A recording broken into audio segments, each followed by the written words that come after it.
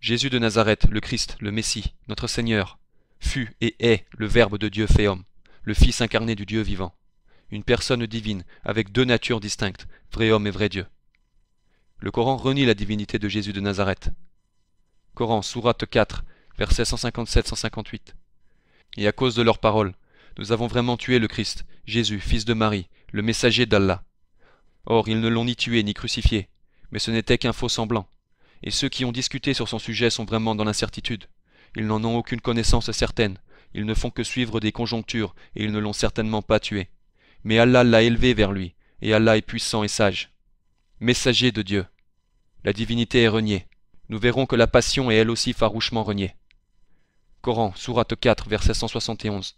Ô gens du livre, c'est-à-dire les chrétiens, n'exagérez pas dans votre religion, et ne dites d'Allah que la vérité. Le Messie Jésus, fils de Marie, n'est qu'un messager d'Allah. Sa parole qu'il envoya à Marie est un souffle de vie venant de lui.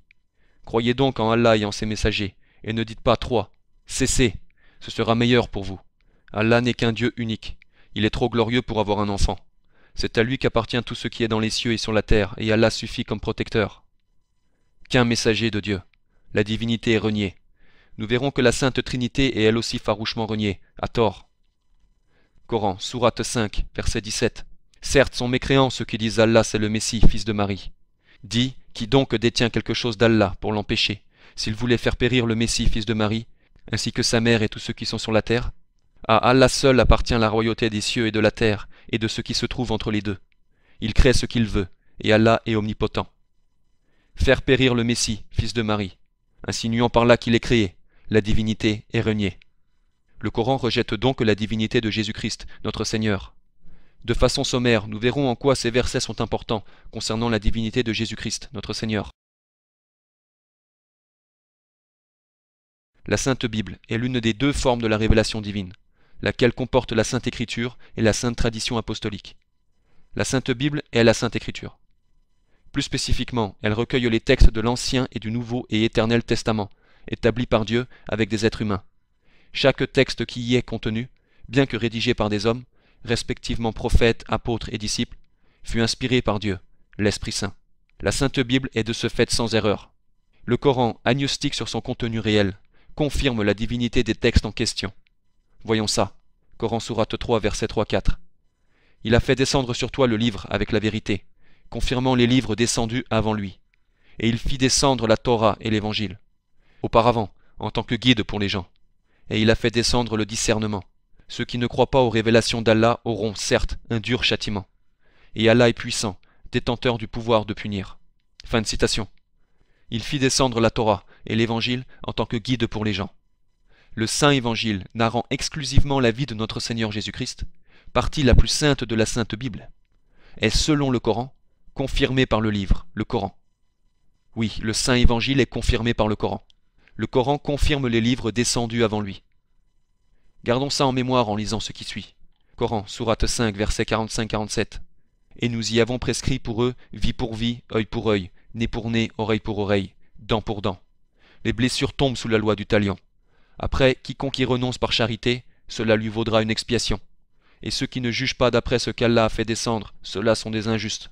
Et nous avons envoyé après eux Jésus, fils de Marie, pour confirmer ce qu'il y avait dans la Torah avant lui. Et nous lui avons donné l'Évangile, où il y a guide et lumière, pour confirmer ce qu'il y avait dans la Torah avant lui, et un guide et une exhortation pour les pieux. Que les gens de l'Évangile jugent d'après ce qu'Allah y a fait descendre. Ceux qui ne jugent pas d'après ce qu'Allah a fait descendre, ceux-là sont les pervers. Fin de citation.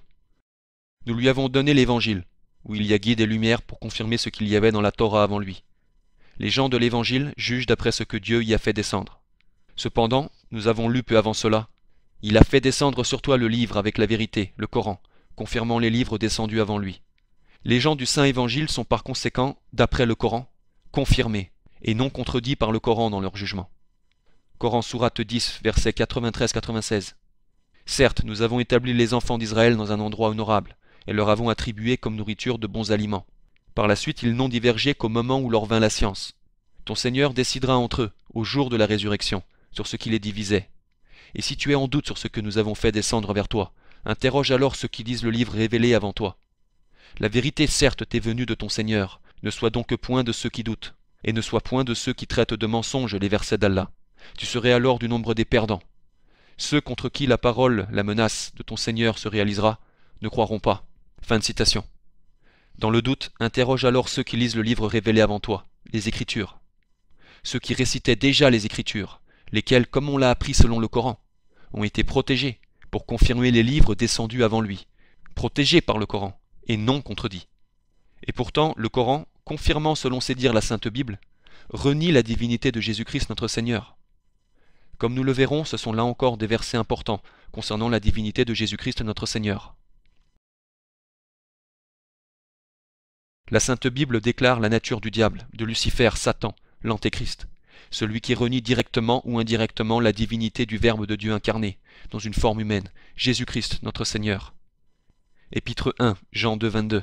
Qui est menteur sinon celui qui nie que Jésus est le Christ? Celui-là est l'Antéchrist, qui nie le Père et le Fils. On voit ici la négation directe. Jésus de Nazareth ne fut pas le Verbe de Dieu incarné. Épître 1, Jean 4, 2, 3. Voici comment identifier l'Esprit de Dieu. Tout esprit qui reconnaît que Jésus est le Messie venu en homme est de Dieu. Et si un esprit ne reconnaît pas que Jésus est le Messie venu en homme, il n'est pas de Dieu. C'est l'esprit de l'Antichrist. Vous avez appris sa venue, et maintenant déjà, il est dans le monde. On voit ici la négation indirecte. Jésus de Nazareth était porteur. Il portait, mais ne fut pas la parole de Dieu, que la parole ne s'est pas incarnée. La Sainte Bible, comme on l'a appris, selon le Coran, confirmé par le Coran, déclare que quiconque nie la divinité de notre Seigneur Jésus-Christ est Antéchrist. Il est le diable, il est Lucifer, il est Satan. Mais comme on l'a appris aussi, le Coran renie la divinité de Jésus-Christ, notre Seigneur. Ainsi, comme selon le Coran, le même Dieu peut être le révélateur des livres bibliques et des livres coraniques, il y a un sérieux doute. Jésus de Nazareth fut-il le Christ, le Messie, notre Seigneur, le Fils du Dieu vivant, le Verbe de Dieu incarné, ou ne le fut-il pas? Oui, dit la Sainte Bible, et quiconque nie cela est de Satan. Non, dit le Coran, bien que confirmant selon ses dires la Sainte Bible. Le Coran est en contradiction flagrante avec lui-même.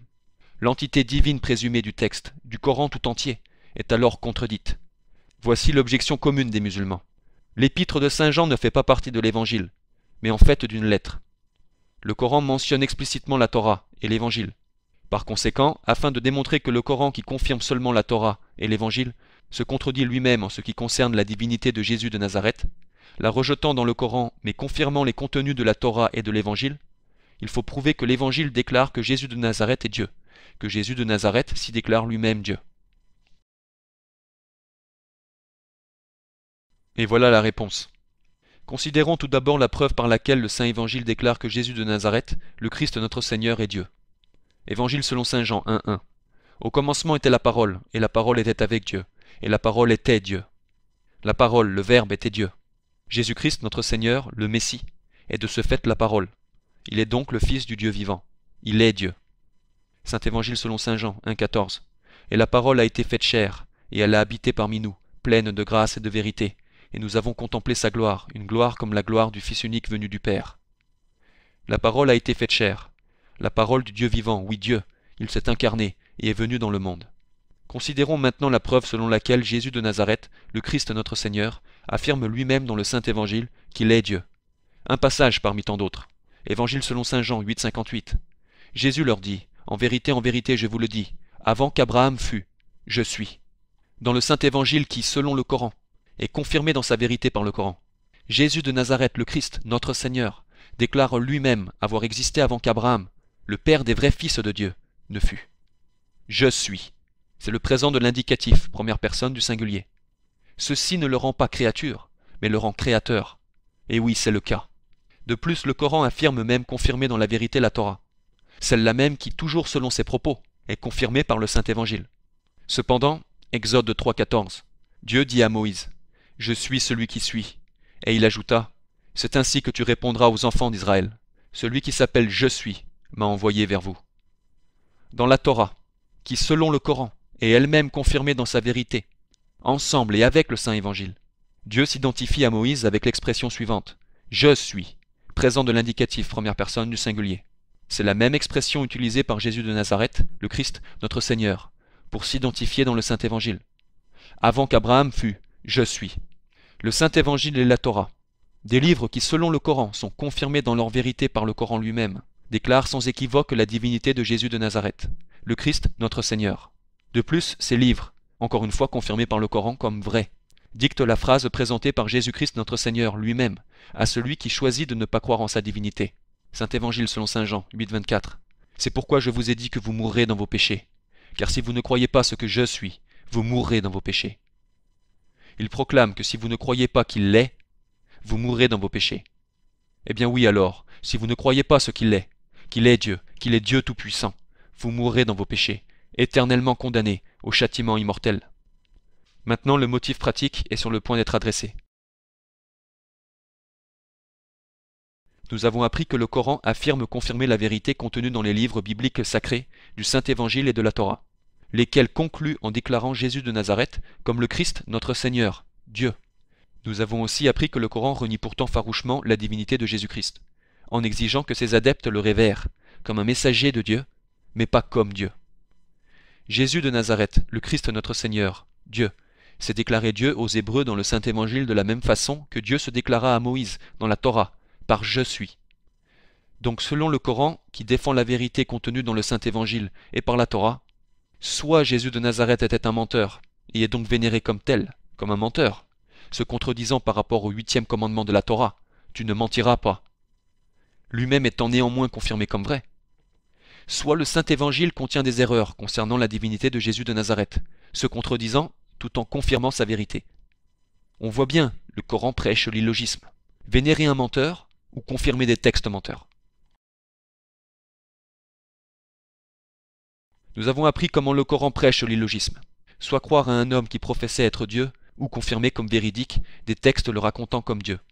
Peut-il donc y avoir dans ce livre une origine divine, de ce fait infaillible, tel que professé par son garant déclaré? Non, il est, comme on l'a vu, faillible, et de ce fait non divin. Qui est son garant alors? Mahomet. Et qui est le garant de Mahomet? Le Coran, la parole de Dieu, disent-ils. Et qui est le garant du fait que ceci est la parole de Dieu? Mahomet. Et qui est le garant de Mahomet? Le Coran. Mais se peut-il que celui-ci soit dans l'erreur? Non, c'est la parole de Dieu, disent-ils. Mais qui le dit? Mahomet, lequel dit suivre ses contenus. Et qui confirme cela? Le Coran. Mais qui protège cela? Mahomet, lequel soutient que le Coran confirme cela. Et qui confirme le Coran? Mahomet. Et par qui Mahomet est-il garanti? Par le Coran. Et le Coran, garanti par Mahomet, confirmant le Coran, est-il confirmé par un autre? Oui, par l'Évangile et la Torah, répondent-ils. D'accord. Et qu'est-ce que ceci véhicule? Que Jésus de Nazareth est Dieu, qu'il est Christ notre Seigneur. Et le Coran le confirme-t-il? Non, il le renie. Ainsi, ni la Torah ni l'Évangile ne garantissent le Coran? Apparemment non, à moins que ceci soit dans l'erreur. Et qui garantit qu'ils aient seulement tort à propos de Jésus en tant que Dieu, et qu'ils aient raison sur le reste, comme dicté par le Coran, qui confirme en effet un tel reste? Eh bien, son auteur. Qui est-ce? Ils disent que c'est Dieu. Et qui le confirme? Mahomet. Et qui est son garant? Le Coran. Et qui confirme ça? Mahomet. Eh bien, on n'y comprend plus rien du tout, n'est-ce pas? Ah, Jésus-Christ, Seigneur, mon Dieu, bien suprême, que l'homme est faible quand il est criblé par Satan. Vous avez souffert en Gethsémane, transpirant du sang, oui, pour tous ses péchés. Et vous êtes mort pour nous, mort pour ces ingrats. Pardonnez-nous nos péchés. Ô Vierge Marie, notre espérance, priez pour nous. Obtenez-nous sa divine grâce pour qu'elle nous immunise contre les attaques de Satan. Et Jésus de Nazareth, le Christ notre Seigneur, Dieu le Fils, par qui est-il confirmé? Comme dicté par le Saint-Évangile, par les miracles, mais surtout par Dieu le Père et Dieu le Saint-Esprit. Voyons en quoi il en est ainsi dans l'Ancien Testament. Ésaïe 7,14. C'est pourquoi le Seigneur lui-même vous donnera un signe. Voici la Vierge deviendra enceinte. Elle enfantera un fils, et elle lui donnera le nom d'Emmanuel. Emmanuel signifie Dieu parmi nous les hommes. Tout comme Jésus signifie Dieu qui sauve du péché les hommes, nous les hommes. Ésaïe 9,5. Car un enfant nous est né, un fils nous est donné, et la domination reposera sur son épaule. On l'appellera admirable, conseiller, Dieu puissant, Père éternel, Prince de la paix. Ésaïe annonce que Dieu se sera fait homme et aura apporté la paix. Eh bien oui, la paix de ce déplorable péché nous condamnant à la mort éternelle. Oui, la paix, par et en Jésus-Christ, notre Seigneur. Alors vous qui écoutez, qu'allez-vous faire, vous, disciples de Mahomet? Hélas, sans la foi, et en route pour l'enfer sous les griffes de Satan. Déprimé? Jamais. Ne désespérez pas. Voici l'appel que Dieu vous fait, le vrai Dieu vivant, la très sainte Trinité. Saint Évangile selon saint Jean, 14, 16, 17. Et moi je prierai le Père, et il vous donnera un autre consolateur, afin qu'il demeure éternellement avec vous, l'Esprit de vérité, que le monde ne peut recevoir, parce qu'il ne le voit point et ne le connaît point. Mais vous, vous le connaissez, car il demeure avec vous, et il sera en vous. Le consolateur dont il est parlé, celui qui est inconnu du monde tombé dans le péché et l'infidélité, c'est le Saint-Esprit de Dieu, la troisième personne de la très sainte Trinité, qui demeure chez tous ceux qui, par la profession de la foi catholique et les œuvres catholiques et la possession de la vraie foi, croient au vrai Dieu vivant, la très sainte Trinité. La sainte Trinité est composée de Dieu le Père, de Dieu le Fils, engendré par le Père et non créé, consubstantiel et coéternel avec le Père, et de Dieu le Saint-Esprit, qui seul procède à la fois du Père et du Fils. Lui aussi est consubstantiel et coéternel avec eux. Tel est le mystère de Dieu, le Père, le Verbe et l'Esprit, en trois personnes distinctes, d'une seule essence divine, Dieu. Une objection courante des Mahométans, c'est que le texte original en grec ancien du Saint-Évangile selon saint Jean, dans ce chapitre et ce verset 14-16, donne le mot grec périklitos, plutôt que parakletos. Périklitos signifie glorieux, Ahmad. Où trouve-t-on Ahmad dans le Coran? Coran, sourate 7, verset 157. Ceux qui suivent le messager, le prophète illettré qu'ils trouvent écrit, mentionné chez eux dans la Torah et l'Évangile. Il leur ordonne le convenable, leur défend le blâmable, leur rend illicite les bonnes choses, leur interdit les mauvaises, et leur ôte le fardeau et les jougs qui étaient sur eux. Ceux qui croiront en lui, le soutiendront, lui porteront secours et suivront la lumière descendue avec lui. Ceux-là seront les gagnants. Coran, sourate 61, verset 6. Et quand Jésus, fils de Marie, dit « Ô enfants d'Israël, je suis vraiment le messager d'Allah, envoyé à vous, confirmateur de ce qui, dans la Torah, est antérieur à moi, et annonciateur d'un messager, à venir après moi, dont le nom sera Ahmad. » Puis quand celui-ci vint à eux avec des preuves évidentes, ils dirent « C'est là une magie manifeste. » Fin de citation. Ahmad apparaît avec révérence au garant du Coran, Mahomet. Vous êtes bien conscient que sans garantie ou témoignage externe, la foi prêchée par celui-ci apparaîtrait comme une fraude. Et c'est clairement une fraude, puisqu'il était auto-garant, comme le sont toutes les autres religions païennes. Alors qu'il y a garantie et témoignage externe pour Jésus, comme on l'a appris, les miracles, et Dieu le Père, et Dieu le Saint-Esprit, la Sainte Trinité, qui parlent de lui, le prophétisant. Un tel témoignage n'existe pas pour Mahomet, alors que comme on l'a vu, et disons-le encore une fois, il existe pour Jésus, oui pour Dieu, car Dieu est la très sainte Trinité, et le Fils de Dieu est Jésus-Christ, notre Seigneur. C'est pourquoi les Mahométans s'accrochent désespérément à l'Évangile selon Jean, 14, 16, 17, en référence au consolateur dans la langue grecque, Parakletos, le rendant, et en fait l'adultérant, par Périklitos. Pourtant, en grec, contrairement à l'araméen sémitique, l'hébreu et l'arabe, les voyelles existent et sont en fait le noyau de la diction des mots, de ceux qui les différencient. A, A, E, O, dans Parakletos, ne sont pas E, I, I, O, dans Périklitos, en grec, ni en latin. Il se trouve que les codex Sinaiticus et Alexandrinus sont à ce jour les plus anciens manuscrits disponibles du Nouveau et Éternel Testament de la Sainte Bible.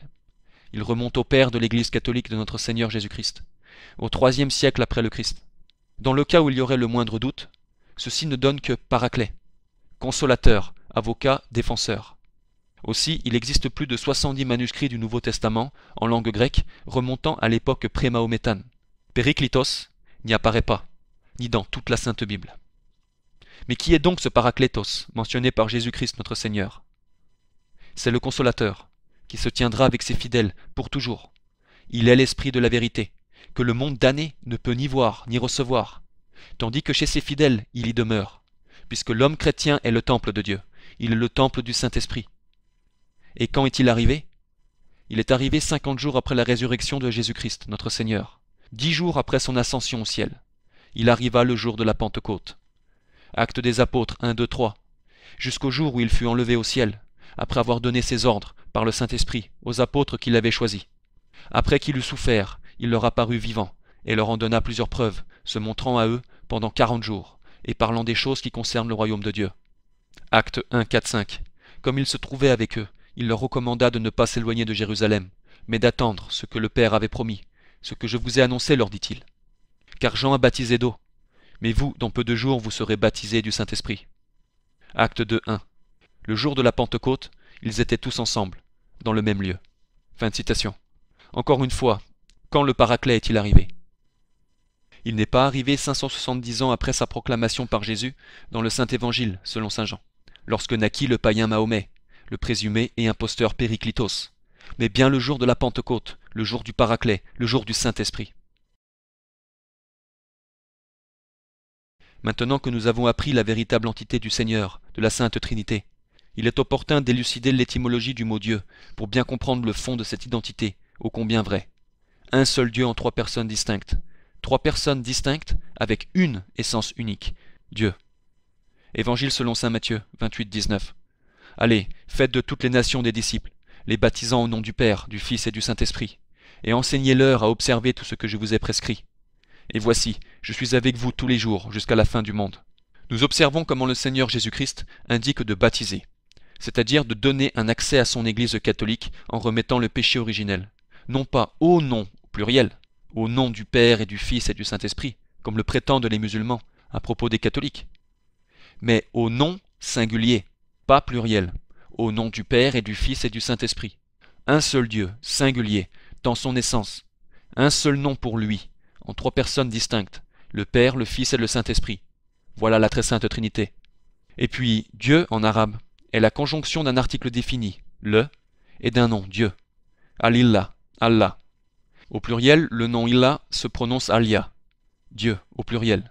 Le nom Illah a une étymologie précise, oui, sémitique, araméique, hébraïque.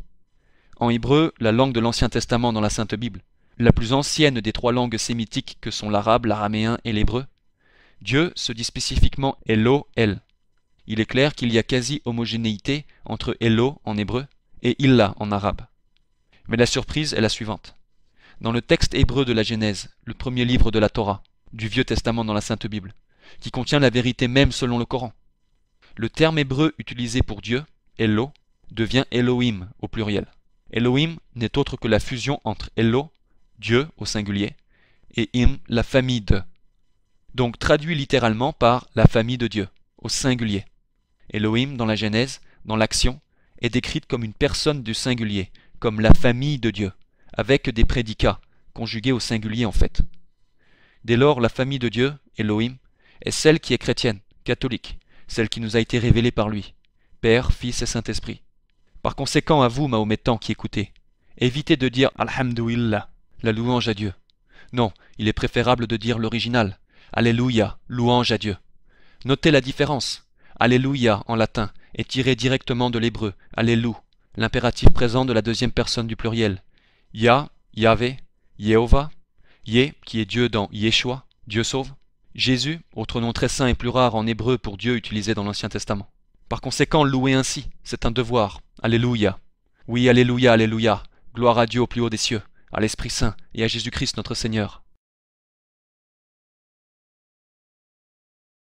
On l'a appris, la famille de Dieu est le Père, le Fils et le Saint-Esprit. L'apôtre des gentils, saint Paul, qui avant sa conversion par la grâce de Dieu, était un scribe et pharisien, un hébreu orthodoxe, oui, saint Paul l'explique de cette façon. Épître de saint Paul aux Éphésiens 4, 5, 6. Il y a un seul Seigneur, une seule foi, un seul baptême, un seul Dieu et Père de tous. Il vous faut accepter comme Dieu Jésus-Christ et sa seule Église, catholique, sainte, apostolique et romaine, en dehors de laquelle il n'y a pas de salut. Pourquoi pas de salut? Voyons ce que dit encore l'apôtre des gentils saint Paul, celui qui apportera par la suite la bonne nouvelle dans le monde païen. C'est le Saint-Esprit qui parle à travers lui. Épître de saint Paul aux Romains, 7, 21, 25, 8, 1, 2. Je trouve donc en moi cette loi. Quand je veux faire le bien, le mal est attaché à moi, car je prends plaisir à la loi de Dieu, selon l'homme intérieur.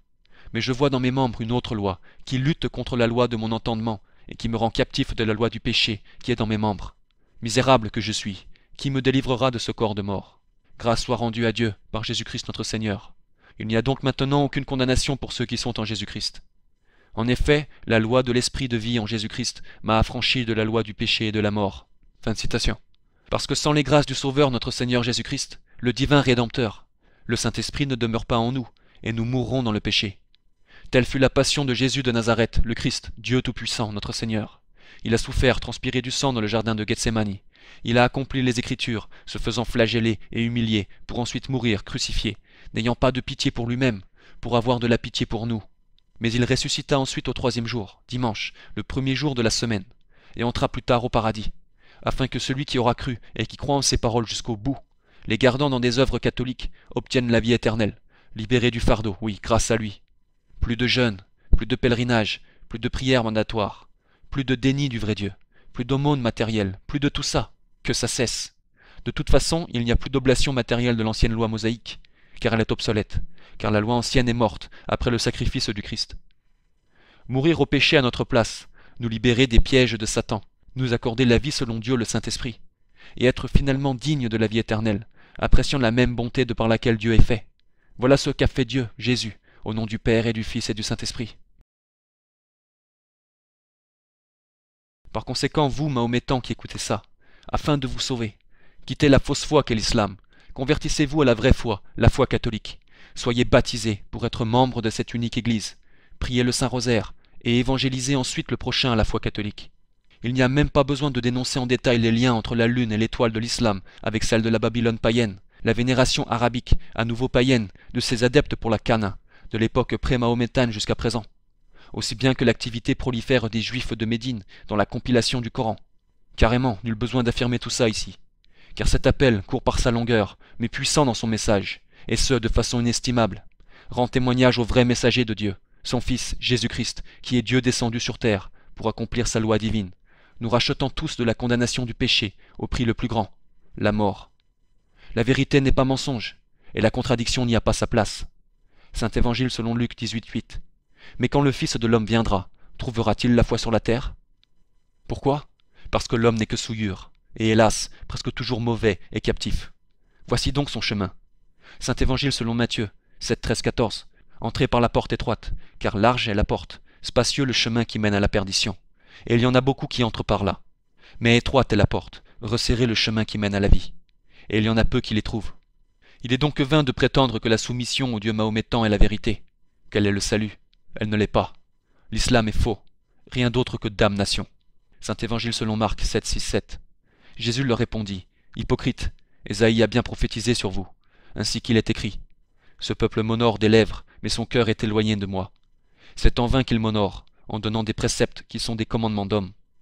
Eh bien, abandonnez une telle fausse croyance, un tel culte macabre, propagé par un homme séduit par les ministres de Lucifer, et oui, de Satan en personne.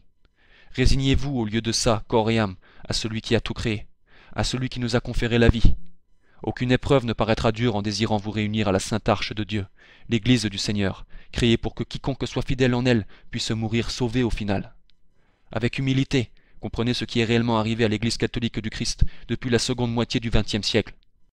En dépit de tous les détails présents sur notre site internet, permettez-moi de vous donner ici un bref aperçu, de l'énoncer dès à présent, pour que vous ne me dites pas ce que tous les Mahométans ont prétendu à tort en voyant les faits des années 60 jusqu'à maintenant. Non, l'entité romaine qui aujourd'hui vous dit être l'Église catholique n'est pas l'Église du Christ. C'est l'inverse, c'est l'Église anti-catholique, la fausse Église catholique de la fin des temps, de la fin du monde. La preuve? Jugée par la misère des fruits qu'elle donne, des scandales qui lui collent à la peau. En vérité, une telle entité n'est rien d'autre que l'arme du diable pour tromper, donner une fausse impression de la foi catholique, en sorte que dans ces toutes dernières gouttes du temps qu'il nous reste, bien que l'islam puisse se contempler comme incongru, elle apparaît néanmoins comme supérieure. Ne cherchez pas de vrais catholiques dans les rangs des membres de la secte Vatican II, de la secte du diable à laquelle ils appartiennent présentement. La grande apostasie, annoncée par Dieu dans les Saintes Écritures, est le mot-clé pour comprendre ce qui s'apprête à prendre fin. Hâtez-vous donc d'apprendre ce qui se trouve sur notre site internet, que nous offrons pour la gloire de Dieu. Les objections que vous vous apprêtez à me présenter ont déjà leur réfutation. Et souvenez-vous, Saint Évangile selon Matthieu 26:52. Alors Jésus lui dit, « Remets ton épée à sa place, car tous ceux qui prendront l'épée périront par l'épée. » En effet, ne périssez pas par l'épée, que vos cœurs soient à la place ouverts à la vérité, qui est Dieu, qui est Jésus, qui est la très sainte Trinité, et que votre démarche inspire la discipline. Car ainsi, oui, c'est avec joie et dans l'accueil que je vous souhaite la bienvenue, dans l'espoir que vous ayez déjà bonnement choisi la rédemption, la conversion au Seigneur, car telle est la volonté de l'unique Dieu, du seul vrai Dieu, du Dieu que je sers, oui, avec joie, car c'est la volonté de Jésus-Christ, oui, c'est la volonté du Seigneur. Amen.